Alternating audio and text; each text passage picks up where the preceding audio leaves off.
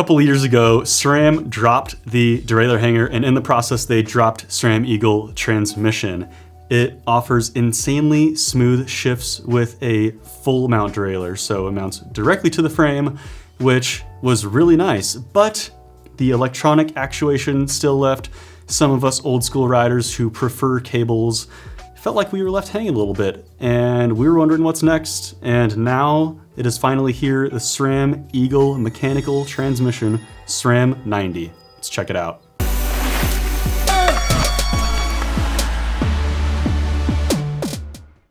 Once again, I have my amazing friend Liam here to help me kind of go through this wonderful product because he just got back from SRAM in Colorado and kind of learned all about it, which is pretty cool. Hey, Liam. Yeah, I know so much about this stuff. He knows so much about this stuff. So Liam, why is this cool and why would I want it?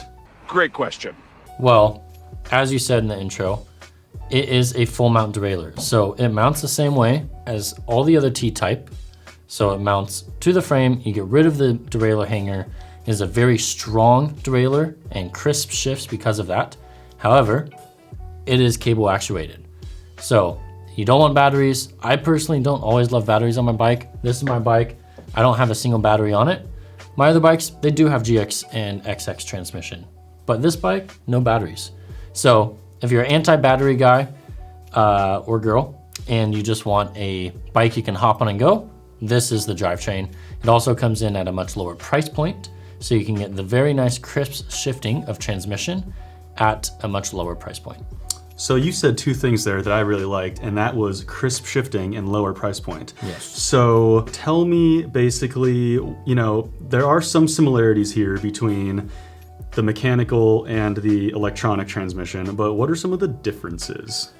So the differences, one uses a battery, one uses a cable. One uses the cable. That's basically it. That's it? Yeah, that's it. That's it. No. There's a lot of the parallelogram's a little bit different. The shift mapping is gonna be different. So the electric has some shift mapping, which means you can't just dump, 5-6 gears at a time. However, on the mechanical version, when you shift into a harder gear, you get 1 click, and when you shift into an easier gear, you will get 2 clicks. So you can get 2 easier gear shifts at a time, which is quite nice. You can't really do that on the electric. You can hit the button 2 times and it will go, but it won't go quite immediately. So those are some of the differences. Some of the similarities, they use the same cassette, chain, and crankset, so you can mix and match all over. So with the Eagle family that SRAM likes to say, you can do a lot of mix and matching. You can't mix and match battery with cable, but you can mix and match cassette and chain and crankset across all transmission compatible parts. So one thing I'm really excited to do is put SRAM 90 derailleur and shifter on my bike with an XXSL cassette and chain and crankset. That will be the lightest transmission setup you can do. So you will get awesome shifting, pretty lightweight. I've done the weight comparisons, so we can put them on the screen and you can see how much weight you might save by going with a SRAM 90 derailleur.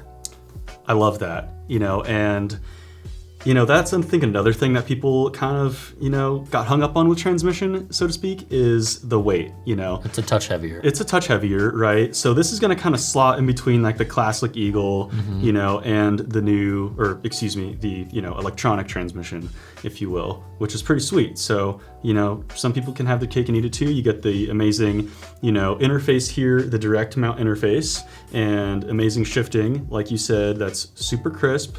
And it's lighter weight than transmission. You get your cable. I mean, it's kind of a, win-win situation, huh? Yeah, it's a great drivetrain. It comes in at around the GX level as far as cassette and chain goes. It will use the same cassette and chain as the GX components. There's also SRAM 70, so it's a little bit lower. It's more of an OE spec. You will see that out there at the same time. It is available aftermarket and especially for replacement. But the price point isn't too different, so you're most likely gonna go with the SRAM 90 if you're looking to upgrade your bike to T-type mechanical SRAM 90. Yeah, and like you said, you know, you can mix and match. All these things are cross compatible. Go with the 90 derailleur, XX cassette chain, whatever, what have you. Yeah. A lot of options there. Also, remove the cage from the 90 derailleur. Remove the cage from the XXSL derailleur. Wow. And put it straight onto the 90. And therefore you have a really light and fast derailleur with a carbon cage, magic pulley wheel, but cable actuated shifting. That is pretty fancy. You know, I think that this is kind of going to be the thing for a lot of riders because they might have been holding out for mechanical transmission, and here it is. Yeah. Do you think we can get Jeff on it? Can we get Jeff on it? I think so. Maybe on his enduro bike. Maybe. Yeah, maybe. Because as you know, Jeff is an extreme weight weenie. And will this be weenie enough for him? Will only time will tell. Maybe. Well, that just about wraps this one up. We are super excited to see this, ride it, get on our bikes, and we will surely have a long-term review in the works for all y'all. Thank you so much for watching. We truly do appreciate it. Send this to a homie who has been waiting for this to drop, and now you can show them it's finally here. Cheerio, guys.